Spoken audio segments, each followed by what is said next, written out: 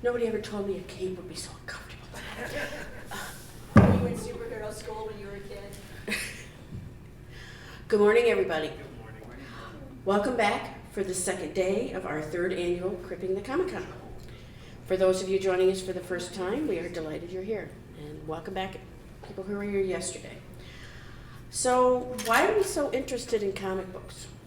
Why are we talking about all these nerdy things? What's the big deal about disability in popular culture?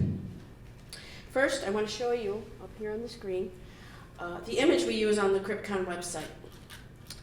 The image depicts a white male figure in red, white, and blue, wearing an eye patch, fighting with and seemingly winning a battle in hand-to-hand combat against a much shorter in stature, labeled as Japanese, male figure holding a flag that says USA or bust. Now, you may have some immediate impressions about this picture just from my image description, or how it appeals visually, but it is quite representative of the idea behind our symposium. Diane and I recognize that when we first used this image on our website, we didn't emphasize that it is a representation that is both racist and imperialist, or that some individuals may experience the image as hurtful or offensive. Our intention in using this image is to underscore and complicate the underlying tensions and intersections that we believe exist between disability, race, nation state, class, gender, sexual orientation, etc. We want to do more than just point out that representations of disability in comics are often about American exceptionalism, sexism, and other forms of domination, and white male privilege. And so, the participants in this event are going to share more images, ideas, representations, and so on that will push the envelope. This symposium will serve as a space to address many of these themes further. And going back to the term cripping. Cripping, see the program for more detail, but here's what we mean. Using the term crip and cripping is one way of taking back language and power from the people who, and the institutions and systems that have used it historically, and in some cases presently, to harm and demean people with disabilities. Language, control, and social power are thus asserted by people with disabilities and our allies, who have the right to speak for ourselves and act on our own behalf. Disability scholars recognize, quote, the presence of disability narratives never considered to be about disability, unquote. But we need to acknowledge that not enough sustained attention is paid to these representations within this segment of popular culture. And we must be sure to pay more attention, as every representation of disability has the potential to shape how disability is understood in general culture. Quote, the popular cultural representation of people with disabilities affects us all. This symposium also meant not only to meet unmet needs in scholarly spaces and beyond, but also to address vital areas of concern. Because popular culture is still sometimes not taken seriously within certain academic spaces, its status remains for some discounted, at times even deviant. Consequently, this symposium aims to critique what may be described that way as deviant, and to question and disrupt what counts as academic, mainstream, and normative. There will be a place at the registration table where you can leave a note about what topics you might want to discuss with others, and you can leave messages for each other, for the keynote presenters and the event planners, and so forth. We have made it a priority to create opportunities for all participants, particularly students and any emerging scholars, to share their work and to make any information provided or presented accessible and usable. We all benefit from discussing and learning about disability in popular culture in ways that include and welcome everyone's participation. We strongly support the notion that, quote, academics have a responsibility to make their work relevant for the society they exist within, unquote. And this, of course, includes making disability studies relevant and accessible to the disability community. We have a lot of different activities and presentations featured today, not only ones that are disrupting academic spaces and subject matter, but in ways that are being reproduced and shared. We have presentations by undergraduates and recent graduates, and the artwork for our own superhero team for this event, the Access Avengers, was created by an SU alum. Yay, Jill. They are here today to conduct workshops on how to create your own Access Avengers, and if you want, there are sign-up sheets right outside on the registration table. Please sign up for a workshop. We also have graduate students, faculty, staff, and community participation. We have a workshop on inclusive juggling. And to close today, we will be screening Wreck-It Ralph, captioned and with audio description, to offer an inclusive viewing experience. Following the film, we will have an informal discussion. Everything today will show us a range of characters, plots, programs, ideas, and depictions of disability that are amazing. And we're still getting started. Okay. And I want to introduce our next keynote, Alec Frazier. Alec is director of Autistic Reality and author of Without Fear, the First Autistic Superhero. I'm going to read you the description of his talk. Alec Frazier, director of Autistic Reality, will present on the first autistic superhero, Tim Urich from the Daredevil comics. Apologies if I mispronounced that.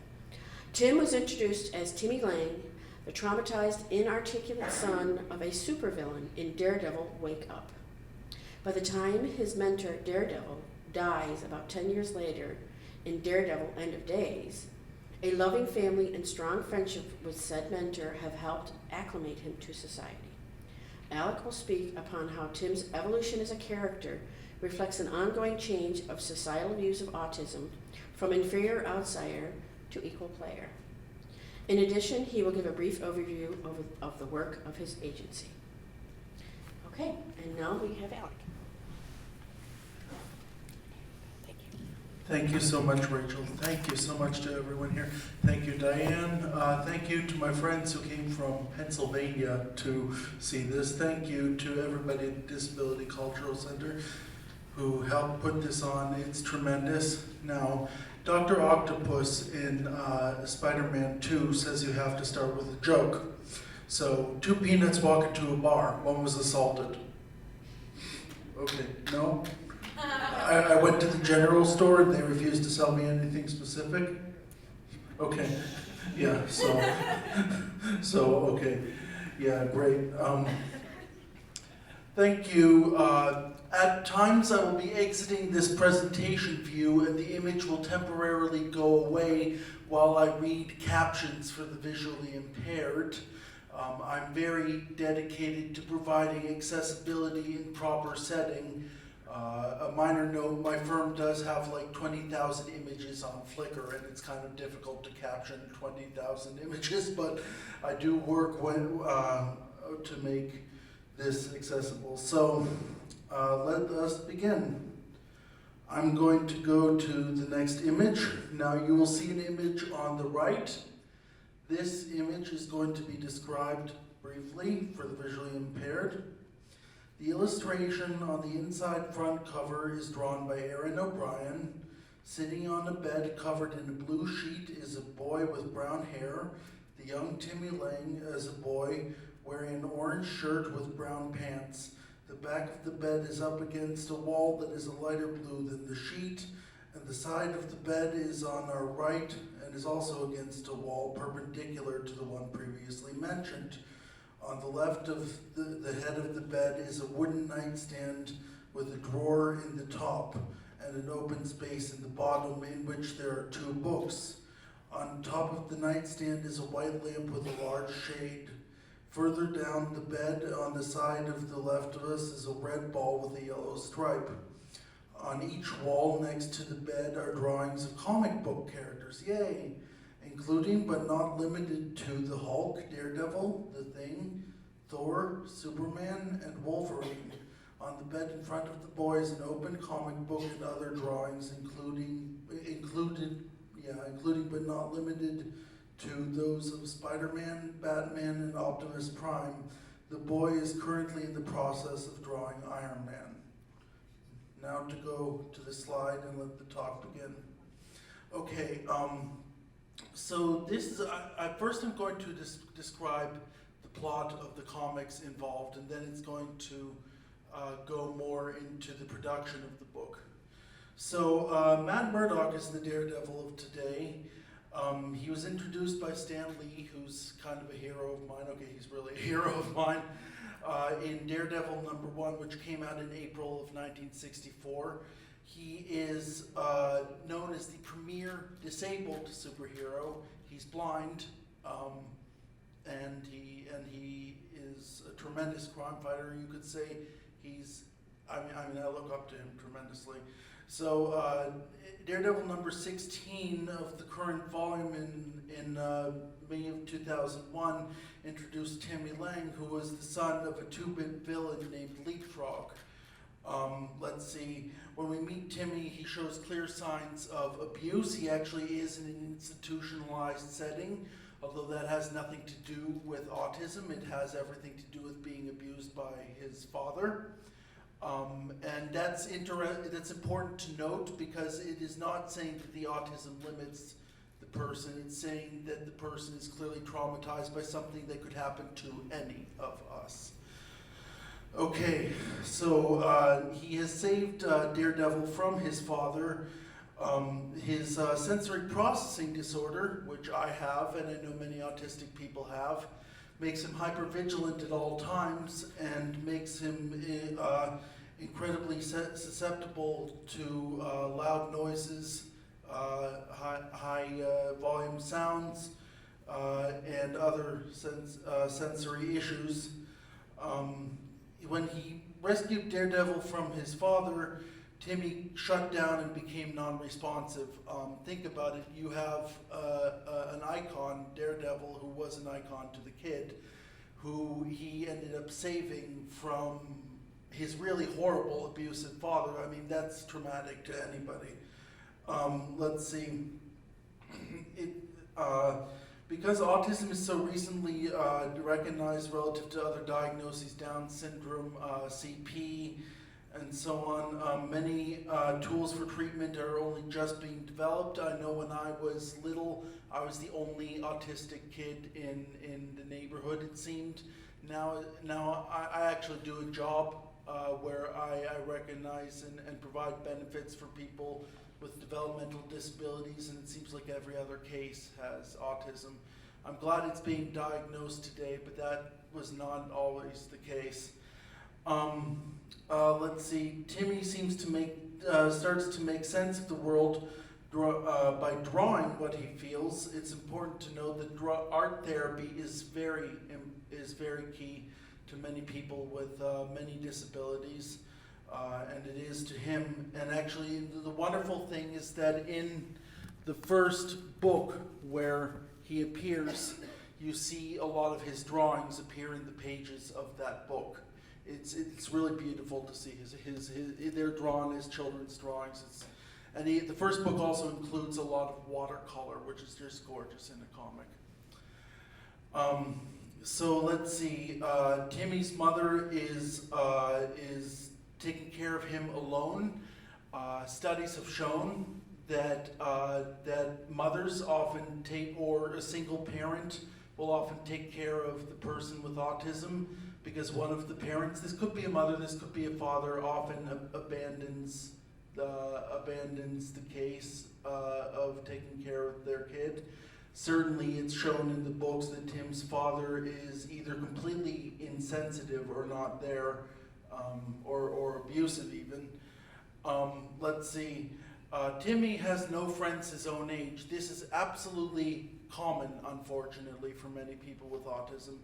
I had no friends my own age when I was that age. My first genuine friends that I made, according to typical social conventions, were made only about 3 years ago. So that's interesting to note. Let's see.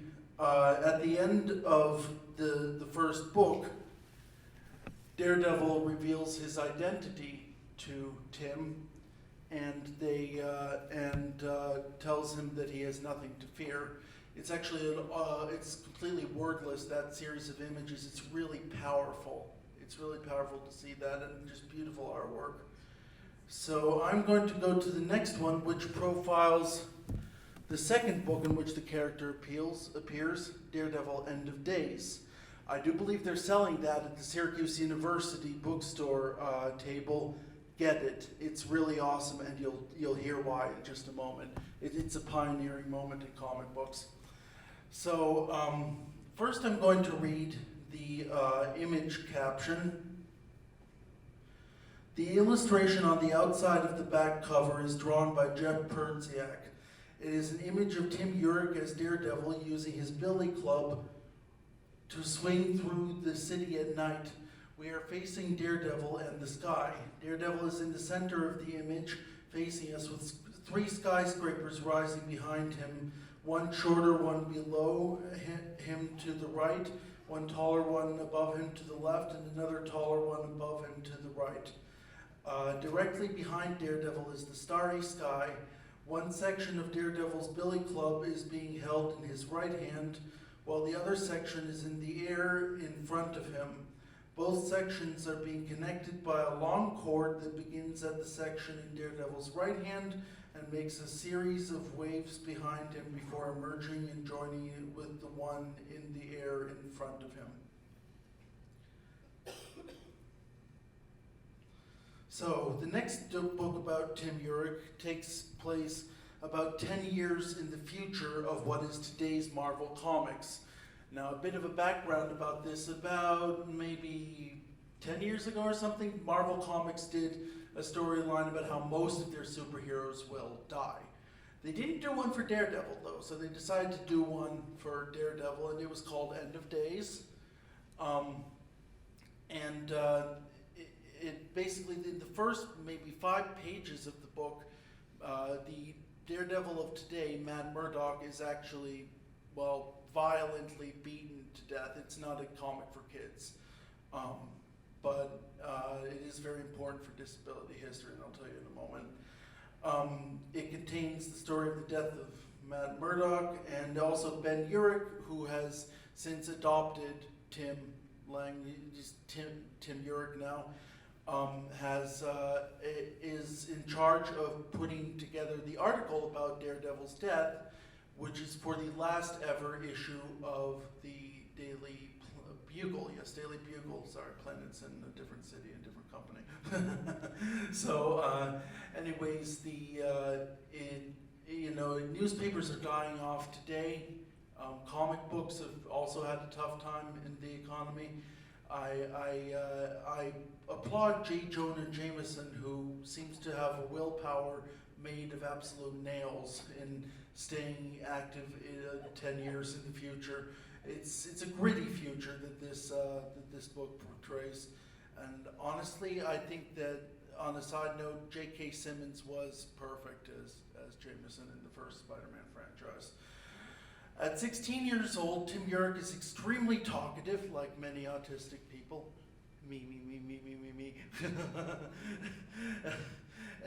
With wide and varied topics, even if they are possibly irrelevant at the time. He's also quite emotional when he deals with his adopted father. However, on his own, he's a loner, as many autistic people be. He's 16 in this book. And let's see, he keeps to himself often. Many autistic people who are growing up perform tasks necessary to living. They don't always perform the tasks above and beyond that. You'll, for example, often find an autistic person who's getting by living on their own, but they have a very messy apartment, for example. Or something equivalent to that. Let's see. He's actually living in the gym where Matt Murdock's father lost his life, I believe, or trained. Let's see. It's been shown that many parents or sets of parents have the ability to adapt successfully to living with an autistic individual, and Ben Urich is one of those parents. There are a number of moments in this book where you see them actually interacting together, and it's clear that Ben gets and loves his son, even though he realizes that he can be a handful at times. Let's see. Tim Urich is depicted as fully capable of all major life activities and is empowered by his unique identities, that is the autistic identity. I'm going to try to hurry along because I do have more to do. So here's another page. I'm going to escape to read the image.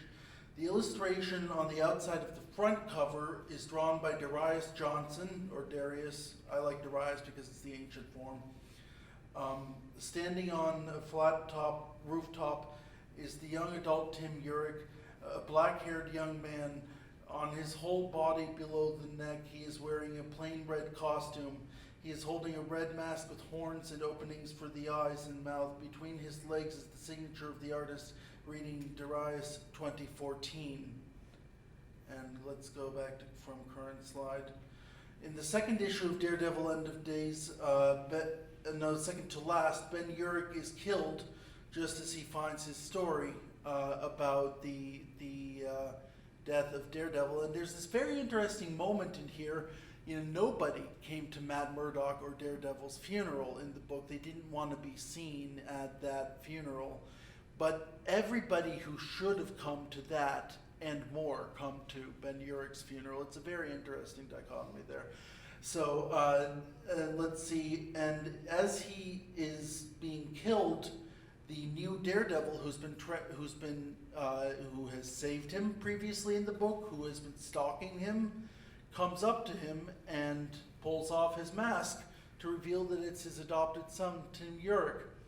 That is a very important book in comics. I actually have a framed copy, professionally framed copy, hanging in my apartment below my letter from JFK's sister. It is the first reveal of an autistic superhero that has stuck in comics. There was an earlier one in X-Men that they retconned out of existence. And there was an improperly one done in the 80s that wasn't, at all an accurate depiction. But this is the first accurate depiction that in comics that has stuck. One of the things I really love about this book, they never actually mentioned the autism in the book. The author of the books, Brian Michael Bendis, does mention that the character is autistic. People asked him, he has autistic tendencies. Is he autistic? He's like, yes. But here's the thing: if you were living your life day to day, would they always mention a diagnosis every single day? Would they? Hey, is your autism acting up? So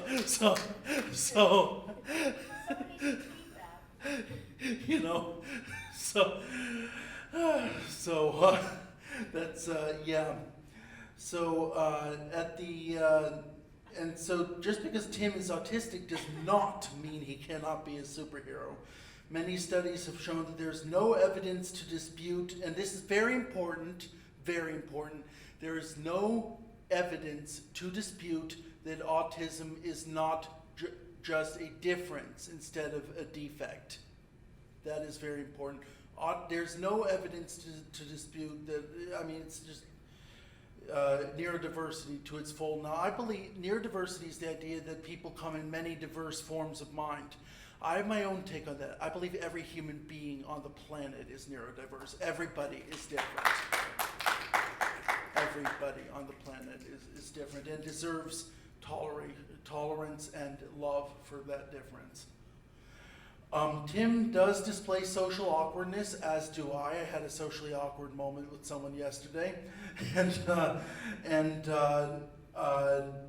the end of days, he puts on his Daredevil mask in front of many people at a bar. They actually think he's copycatting, not that he's the new Daredevil, so his idea is saved that way. He's clearly a beginner superhero with a lot of things to learn. Let's see.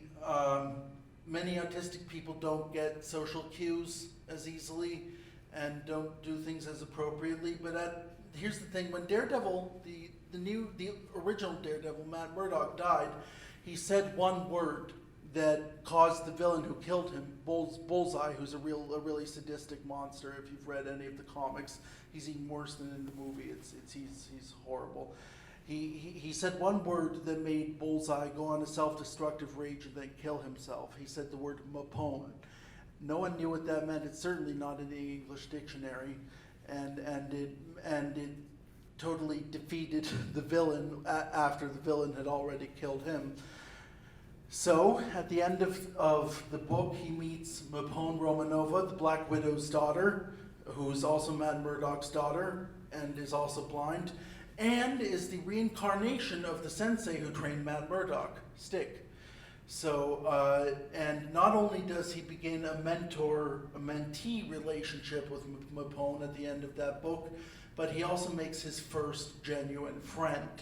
And that is something that I did only about 2.5 years ago at the age of, say, 27. And now I have hundreds. So that's very important. I've talked about the not mentioning autism.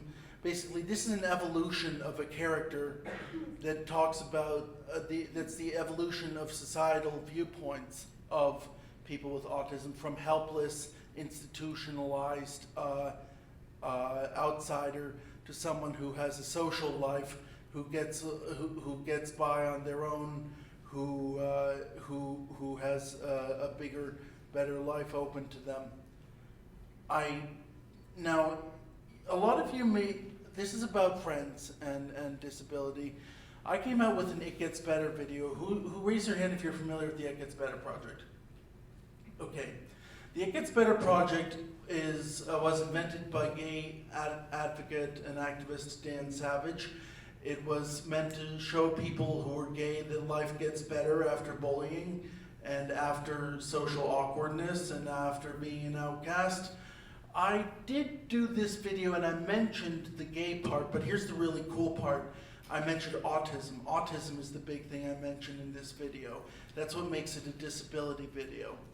So I'm just going to click this link and show you my It Gets Better video, and it is captioned. I provided thorough captioning. It should be captioned identically with no variation. If you need image descriptions for the images that show up in this video, let me know. Okay, do we have audio? I'm just going to... This is my logo, by the way. It was designed by the guy who runs the local comic book store in Buffalo. He's a dear mentor towards me.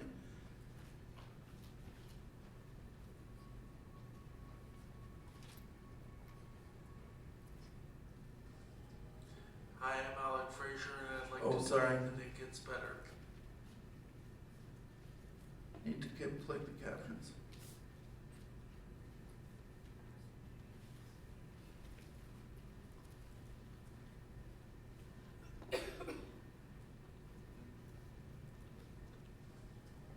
Hi, I'm Alec Frazier, and I'd like to tell you that it gets better. It really does get better for all sorts of people.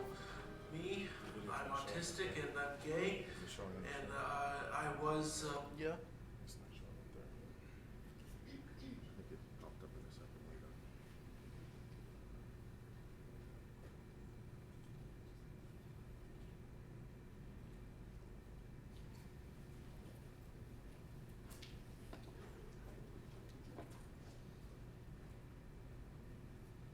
Okay.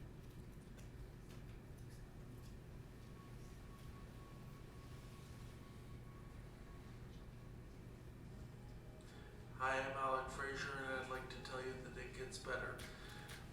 It really does get better for all sorts of people. Me, I'm autistic and I'm gay, and I was the victim of some rather harsh bullying in my youth, and it did cause me troubles at the time. There were times when I unfortunately thought that things would not get better myself, but I had a lot of supportive people telling me, my family, mother, father, brother, other relatives, and also some friends in the wings telling me that life would get better for me. It was really kind of tough for me to believe them, but I did. After a most specific instance of bullying at community college, I really was near the edge of giving up. But somebody said to me, Alec, don't give up, because you have to get the hell out of this place. You have to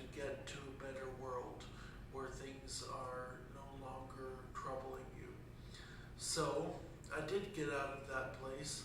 I did get to the better world, and I am out in university now taking my master's in disability studies. I am a professional disability rights advocate. I have spoken to a lot of people at conferences. I have spoken to JFK's sister, and it seems that we built a connection after that. I have been invited to do a lot of really awesome things, but that pales in comparison to the best events in my life. Many autistic people in particular have trouble making friends, and there's a two-step process that I can encourage them to fix that. Number one, well, this is assuming that you have mastered some social skills, not all of them, but some of them. Hang out in common interest groups with people who are of like minds about various things. Then, when you feel comfortable enough, have the audacity, the courage, the balls to ask these people if you can actually hang out with them on their private time. It'll be really so awesome to know that you have people waiting for you, people who like you, people who hang out with you, people who you can relate to on an awesome basis. During the course of this video, you'll see a bunch of pictures of me with my friends in the background, and I really hope that you can take this message and take those images as encouragement to build a wonderful, beautiful social life. Yes, things are tough now, but things really, really do get better. They really do. Thank you. I'm Alec Frazier signing out.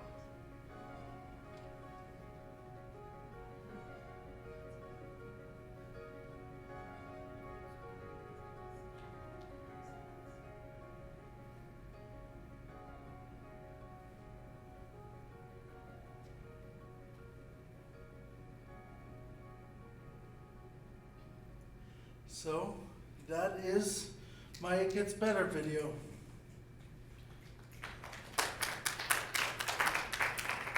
Now, how am I doing on time? I would, I don't know. Should I cut the last section?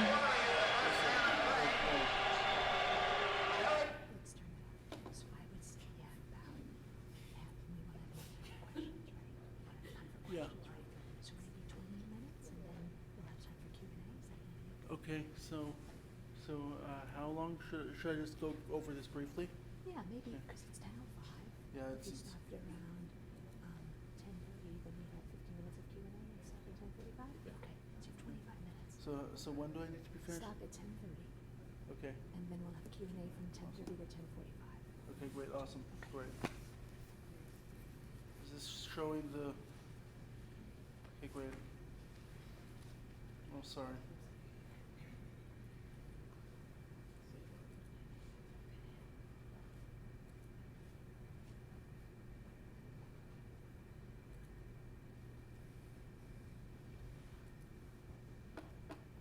Sorry, the frames seem to be a bit different. I'm going to, yeah, look, it's more limited. Presentation mode. Well, that's, even then it's different, but, okay.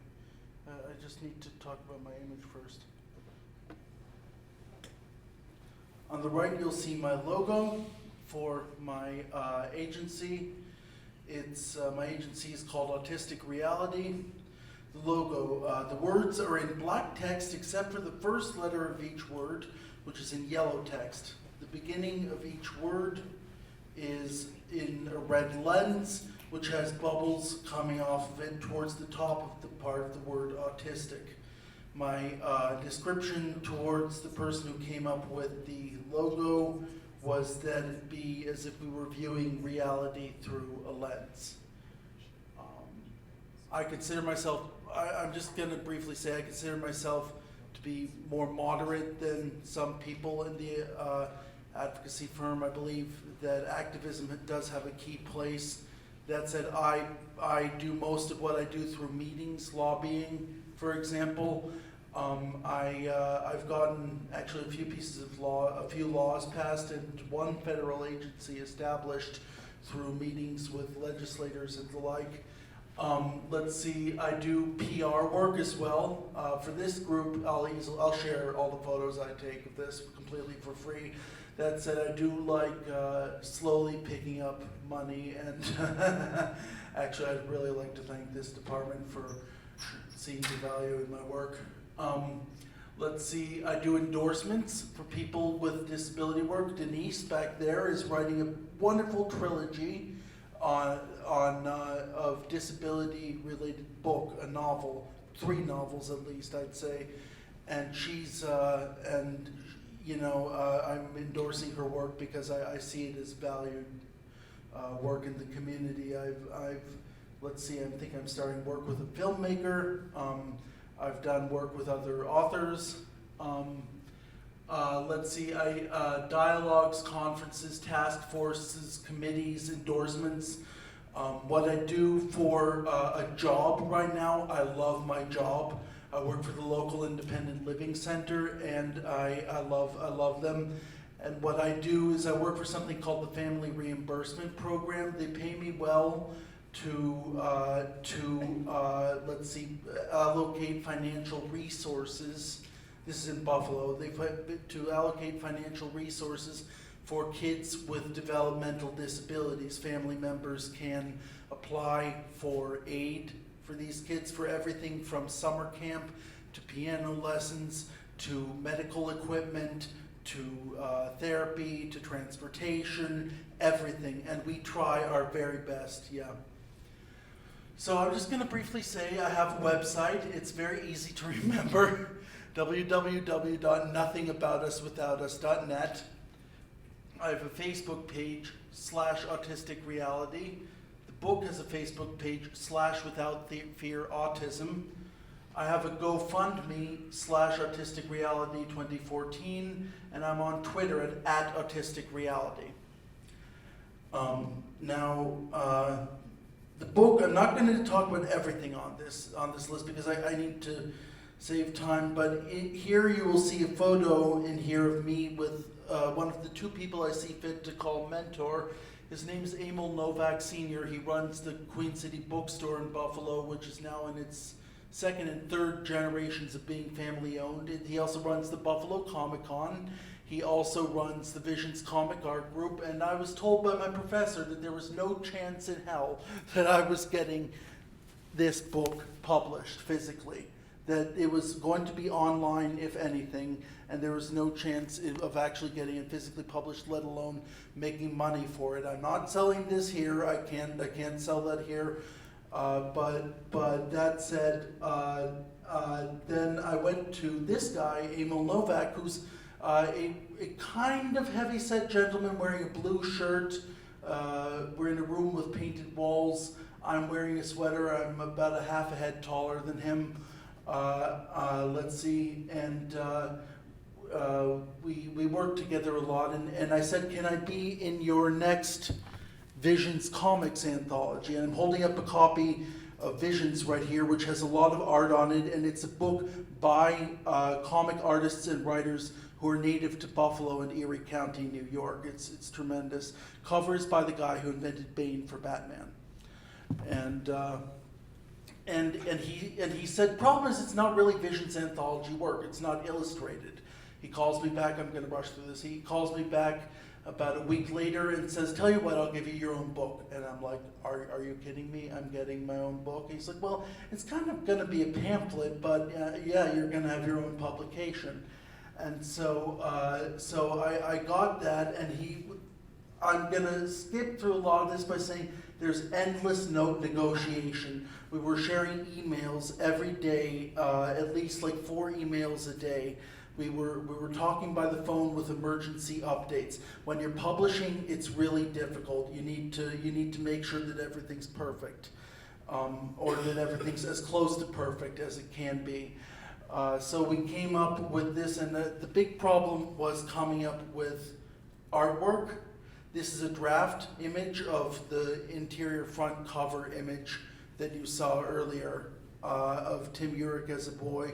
It's in pencils, and the problem is we have a lot of artistic contacts, but he was like, dude, we're gonna need stock images for this, and I'm like, yeah. So I said to I said to him, can we get original art by some of your wonderful local friends? And he said, well, you're going to have to ask for it because I'm a bit busy at the moment and I love this guy.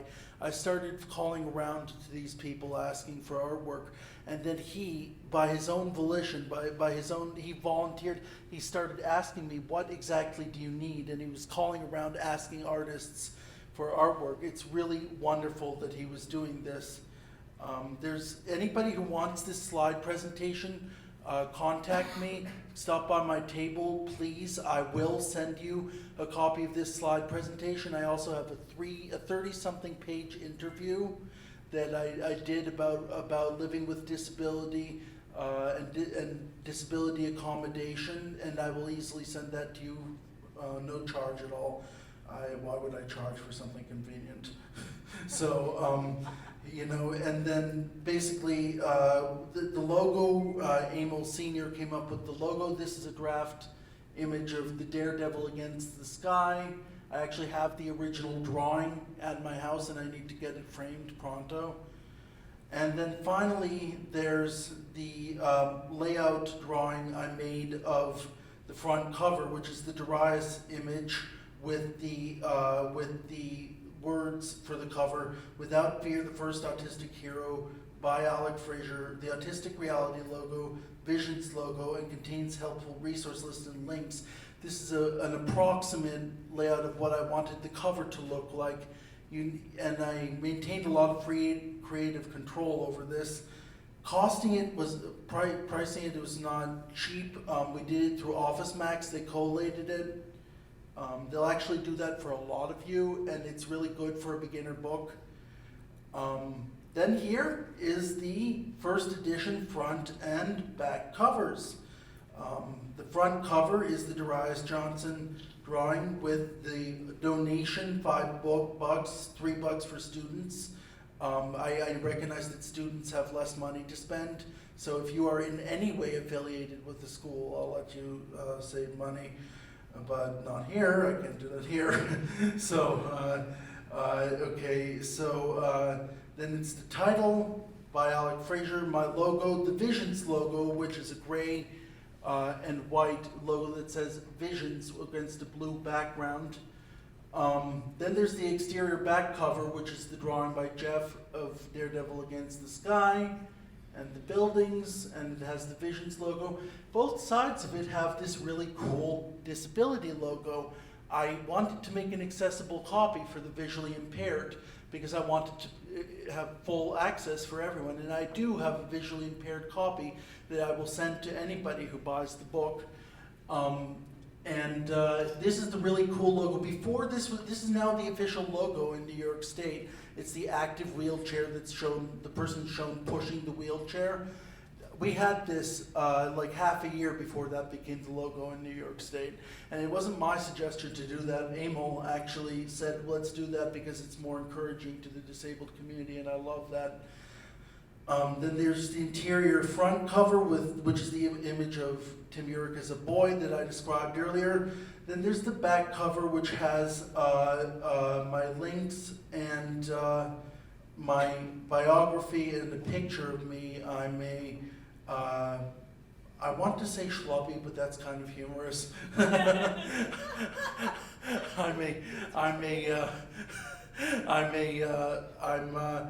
a kind of heavy-set guy with brown hair, brown eyes, glasses, and I like my smile. So that is the end of my presentation.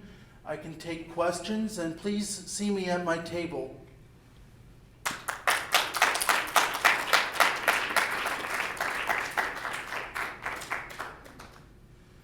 Yes, you have a question. I was gonna say, I can take the mic up. That'd be great. Yeah, my That's very nice.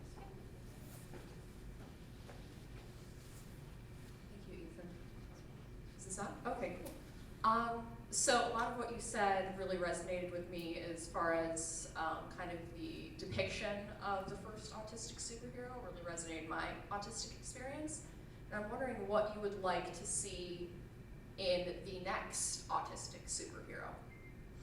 Well, there's actually someone out of York or Lancaster, Pennsylvania, I always get them confused, counties in Pennsylvania, who is doing one that specifically focuses on the autism of the character. It's called Face Value Comics. He actually premiered mine a few months after mine came out. Well, a few months after the comic I profiled came out. Nonetheless, he's been in the news as the first autistic superhero. It's not quite that accurate, but I applaud him for his PR work.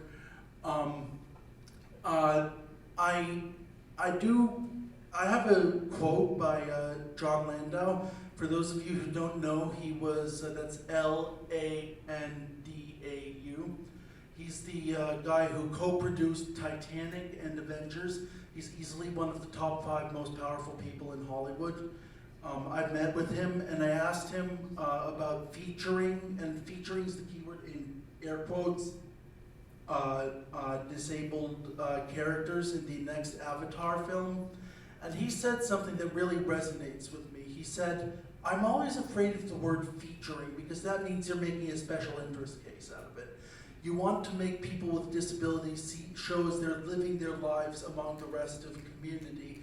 You don't want them to hyper focus on them as if they're, it runs a fine line between pity case and special interest case. I'm saying if you do it right, it can be kind of okay, but I don't want people to hyper focus on the autism. That's the thing, these books do not hyper focus on the autism. They focus on a character who's living his life in the city and he happens to be autistic. Similarly, I happen to be gay, I happen to be autistic, I happen to be, a bit of a geek. But what? I'm sorry, what? Yeah, I'm not Jewish actually. I'm Unitarian Universalist, and I have a proud Jewish heritage in my family. I have a lot of cultural background: Scottish, German. I descend from Scottish lords actually, and put people like Charlemagne in my ancestry. I know that. But the thing is that that's not my primary identity. I have a philosophy that I go about business and life with, which is that number one, we are all human. On this earth, we are all human and we're sharing this common, wonderful experience of living our lives together on this planet. Number two, of secondary importance, but still pretty darn great importance, we are all ourselves. We are the unique individuals that we are ourselves. In my personal and kind of in my business philosophy, other identities come tertiary to that. That doesn't mean they're not important, but it means that these other things are so much more important. I don't want the fact that some people are gay, some people are straight, some people are queer, some people are trans. I don't want the fact that some people are autistic, some people have CP, some people have depression. I don't want that to segregate us and make us go into different groups where we're all fighting each other. I want us to celebrate what's common amongst us, living this wonderful human experience. Hi. Daredevil, Matt Murdock, his powers, his skill set were kind of all centered around him being blind and being hypertensive and whatnot. What is Tim's skill set? This is not really focused on in the book, but I would love to see them do. Sorry, I should face you. I would love to see them do another set of stories about Tim, where they actually focus on that.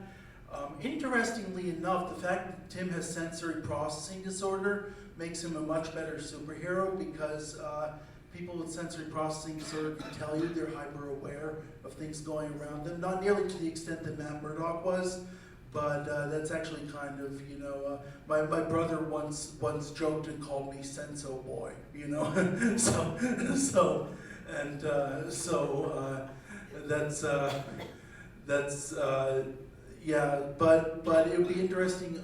It is mentioned in the End of Days book that by Ben Urich, that Matt Murdock always thought that everybody else had those abilities, and that they could be achieved with meditation and with deep thought and contemplation and with recognizing those abilities within yourself. It's not mentioned whether or not Tim has recognized those abilities.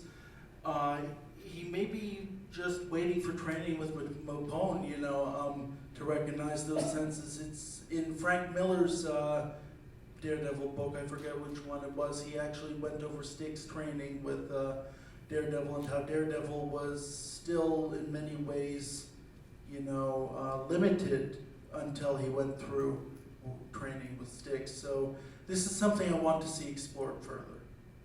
That to answer your question. Alec, your presentation was so important, and I thank you so much for coming and giving it its work, as you say, that really needs to be done. And I sort of really appreciate your neurodiversity explanation and your understanding of it. And I had somewhat of a senso trigger when I watched your YouTube video of It Will Get Better, because so many people need to hear that. And my question is, to what degree was it important to you to spend time with other people who identified as autistic in your progression from feeling outsider to understanding real friendships were available? Actually, I never really saw it that way, as hanging out with people who identify as autistic. This goes back to the we are all human thing. I saw it as I wanted to hang out with people, period. It didn't matter how they identified. I have a little saying, which is that most of the human race doesn't identify as neurodiverse. I mean, they might be, but they don't identify as such, which kind of is the reason why I don't feel like I should have to, hang out with only autistic people. Was there ever an interest group? Did you ever identify autism as an interest group? I'm sorry? Did you ever identify autism then as a neutral interest group? I did do work with an autistic rights group. They were actually a bit too extreme for my tastes, but they did insulate themselves from the rest of society, and I don't believe in self-segregation. I think we fought a civil rights battle against this that's continually ongoing, and I think that segregating yourself from the rest of society, even if it's subconscious and unintended, is working against hundreds, thousands of years of social progress. That particular group, I'm not going to mention their name, but I do applaud what they're trying to do in further the autistic cause. I just think they're doing it kind of the wrong way.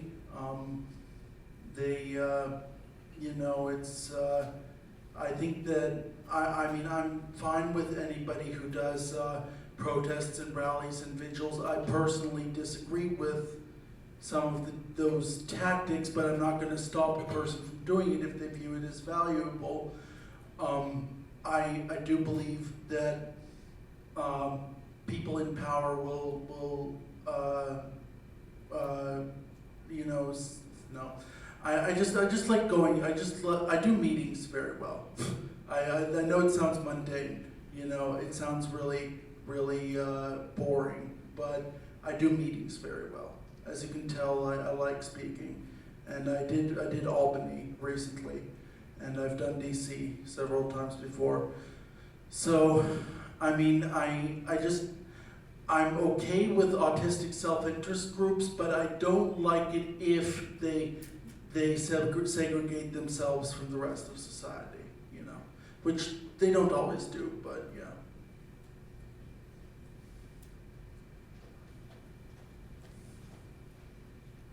I was waiting to see if anybody else had a question, because I didn't want to take up the floor more than I already have at this conference. So, Alec, do you think there's a place for self-segregation if it's about empowerment rather than insularity? Is there a place for that in terms of multiple identities or simultaneous identities, which you talked about earlier? So if people wanted a space where they would, I guess some people say self-segregate in order to have conversations that might not be possible elsewhere, sort of kind of refuel yourself, as one of my colleagues at the university calls it. In that space, that's perfectly okay. But when they get out of that space, it's a big world out here, and people shouldn't be afraid to, I know you run a disability cultural center, and I love that. Kudos to you. Thank you so much for that. I think that people who come to the cultural center do get a lot out of being around disabled community. When they're outside the cultural center, though, there are people who don't have disabilities, and they should never be afraid to make friends with people who don't have disabilities. I know that there are a lot of bullies in the world, and I know I've had to deal with a lot of them too, but if I had been scared of bullies my whole life, I wouldn't have had the wonderful friends I showed in those pictures,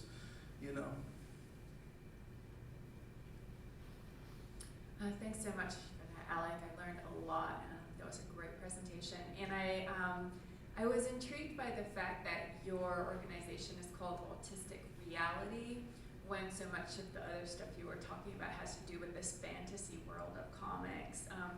So I'm wondering if you could talk a little more about why you chose the term autistic reality and what the relationship is for you between these fantastical texts representing disability and something that we call reality. I came up with Autistic Reality the moment I had to have a logo, which was when I was first getting this book published. I did it and dallied on another name for the company. I forget what it was, but I actually emailed Emil, and I kind of had a split decision. Okay, Autistic Reality, go with it, make the logo. We were running on a very tight deadline. Here's why. The other autistic organization I mentioned threw me out for speaking slang, for using commonly used slang. I want people to feel okay with using slang. I want people to be okay with being a little bit politically incorrect sometimes, because the world is not always politically correct. I mean, it's a very interesting, varied world out there, and I just wanted to focus more on the reality of things, instead of this idealistic, the ideals are wonderful and we should always work towards them. I'm not saying we shouldn't work towards them, but we shouldn't act as if they are already in place, which they are not.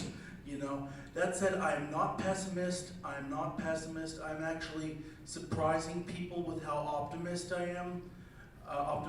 I had a revelation to myself like 2.5 years ago, where I thought to myself, I've decided not to feel seriously depressed anymore. I have bipolar. That's one of my diagnoses. And I made a decision not to be seriously depressed anymore.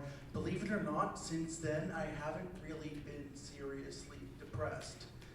I know that not everybody can do that. I'm surprised it worked for me. I'm really surprised it worked for me. But I just, don't like being negative. One of the photos you saw was me and my best friend Seb with comedian Adam Carolla. He gets a lot of flack for some very racy comments. He says he's perceived as a sexist by many people. I agree, he says some things that are pretty scandalous. But here's the thing, he has one philosophy about approaching the world as it is. I hate him, what he stands for politically. He's on the right side of the political spectrum in such a way that I don't really appreciate. but I like him approaching the world as it is, you know, and then grappling with the world as it actually is, instead of trying to pretend that, you know, we're all living in some rainbow dream. And that said, I love rainbow dreams. I love to cuddle. I love to hug. I think we have time for, I think we have one more question. If that's okay. If that's okay. Oh, we have someone. I mean, do we have someone? Yes, we have our one more question, but well, how about we do 2 more questions? Well, mine's gonna be really. Are you gonna watch the new Netflix Daredevil? I have to. I don't have TV. I don't have TV. Anything can be better than the trash that was the original film. Although I'm really appreciative of Michael Clark Duncan. He was perfect for the Kingpin role. Let's see. Let's see. I really like. They're actually approaching it from a combination of the Frank Miller and Brian Michael Bendis roles. The logo you see is actually the version of the logo they used during the Bendis run, and the costume they used is what they used during the Miller run. So that's I'm very excited about that. I don't have TV, so I'm going to buy it when it comes out on DVD, or actually Blu-ray. That's what I do with all my special stuff. I buy it on Blu-ray. Of course, I'm a Frazier, so I'm into Outlander, for example, and yeah. So I just love TV. Game of Thrones is totally awesome, although very violent and sexual in nature. I think we have one more question. It was inspiring to see your success. What was your motivation to turn to fantasy as education? I have always loved comics. When I was maybe 3 years old, my parents got me Scrooge McDuck comics. We went to the local convenience store once and got a reprint of a Spider-Man from like '67 or something like that. And this fantasy world, I'm a big fan. I always go to conventions. Buffalo Comic Con is something I co-host as well as table at. I'll be selling the book at Buffalo Comic Con. I have, sorry, I shouldn't be in the way of the screen. I have a dream of later this year meeting Stan Lee. For those of you who don't know, he's the guy who invented the Hulk, Daredevil, Spider-Man, the X-Men, the Avengers, and the Punisher. Basically every really popular hero that's out there these days. I'm sorry, but after what DC has done to the movies, they're not that popular anymore. So, you know, yeah, I want to give him a copy of my book, and that's. They're giving me an honorarium to do this, and I can easily call it a business expense if I want to give Stan Lee my book this summer. So he is the ultimate get in fandom, and if I had to put, I mean, I love a lot of people on this planet, and if I had to rate an autograph that I want to get the most on this planet, it would be Stan Lee's autograph. He's gonna die soon. He's like 93 years old. 92.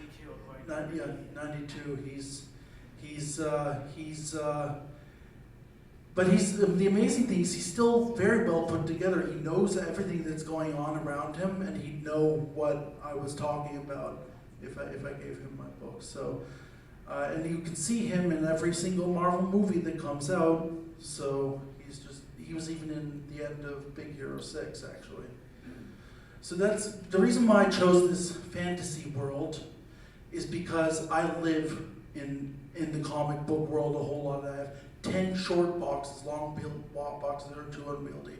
I have 10 short boxes of comics jam-packed with graphic novels and trade paperbacks and other things in my kitchen. I love the world of comics. It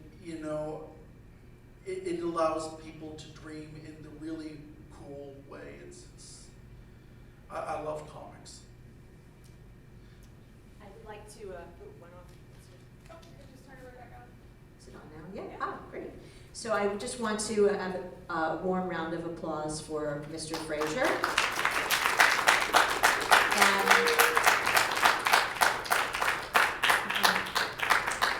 And how do you do with sonorous applause? Do you prefer flapping, or I love applause. you like both kinds? I I was raised with physical applause, Okay. so I'm actually very happy with that. Thanks for everything.